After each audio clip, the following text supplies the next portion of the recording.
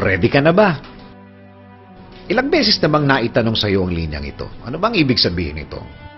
Ready na maiba ang lugar, ready na maiba ang mga kasama, ready na makitang muli ang mga pamilyar na muka, mga sandali, at matagal nang nakasama. Mabilis na lumilipas ang oras, lalo na sa panahong ito.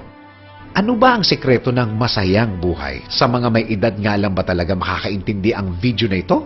Yung bang tinatawag nilang nasa huling biyahe? O may matututunan ang lahat dito?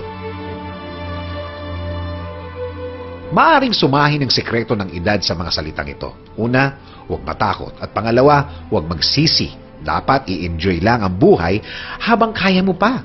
Huwag mong hintayin na hindi ka na makalakad bago pumunta sa mga lugar na gusto mong puntahan. May mga matatanda akong nakausap. Isa sa mga regrets nila sa buhay ay ang hindi nila pagpunta sa mga lugar noong kaya pa nilang lumakad.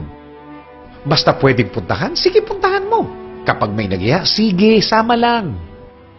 Tuwing may mga pagdiriwang kasama ang mga kaibigan, kaklase at pamilya, huwag sayangin ang pagkakataon. Ang pagsasama ay hindi lamang sa pagkikita sa labas o nakatutok sa pagkain, pero para rin ito sa oras na makasama at ma-enjoy mo pa sila.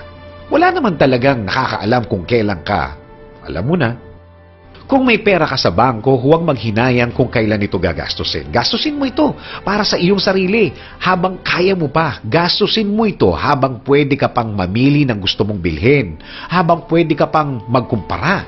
Baka nga ang pera mo sa bangko ay hindi na sayo kung wala ng oras. O kaya, kung hindi ka na makabiyahe, baka kahit mag-ready, hindi mo na magawa. Kung gusto mong kumain, huwag pigilan ang iyong sarili at magpakasaya. Kumain ng mga masustansyang pagkain.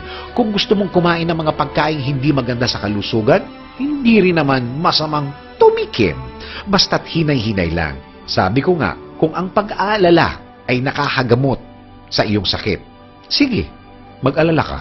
Kung ang pag-aalala ay makakatulong para humaba ang iyong problema, hala, mag-alala ka. Kung ang pag-aalala ay makakapagpaligaya sa iyo, hala, mag-alala ka. Huwag malungkot kung ikaw ay may sakit, kundi harapin ito ng may positibong pananaw sa buhay.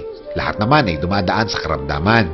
Kung ikaw naman ay may sakit na hindi na maaaring magamot, harapin ang mga unsettled issues para wala kang pagsisihan sa iyong pagpanaw. Hayaan ng doktor na mag-alaga sa iyong katawan. Hayaan ng Diyos mangalaga sa iyong buhay. Wala namang pinlano ang Diyos na makakasama sa iyo. Sabi nga sa Jeremiah 29:11, "For I know the plans I have for you, declares the Lord. Plans to prosper you and not to harm you. Plans to give you hope and the future." O ayan ang sabi, plans to give you hope daw and not to harm you.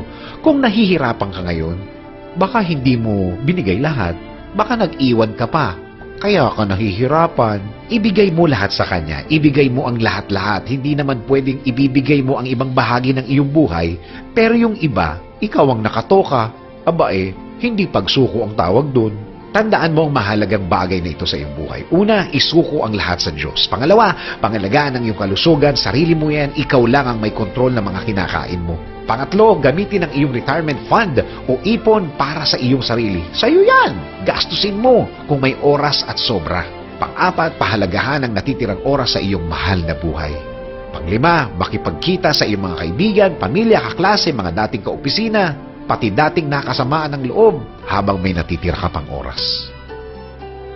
Yan ang mga bagay na dapat mong gawin bawat araw. Ngumiti, humalakak, tawa lang. Yung malutong, hayaan mong mainis ang mga nasa paligid mo habang malutong ang tawa mo. Sila ang mga taong hindi marunong magsaya sa buhay. Sila ang mga taong malulungkot. Ang buhay ay mahahalin tulad sa umaagos na tubig. Hindi mo na ito maibabalik pa. Kaya laging maging masaya. Thanks for watching. Please share and like the video para mas maraming makapanood at matulungan. And please like the page po para pag may bagong video, ma-notify ka kaagad at mapanood ito. Maraming salamat and God bless you.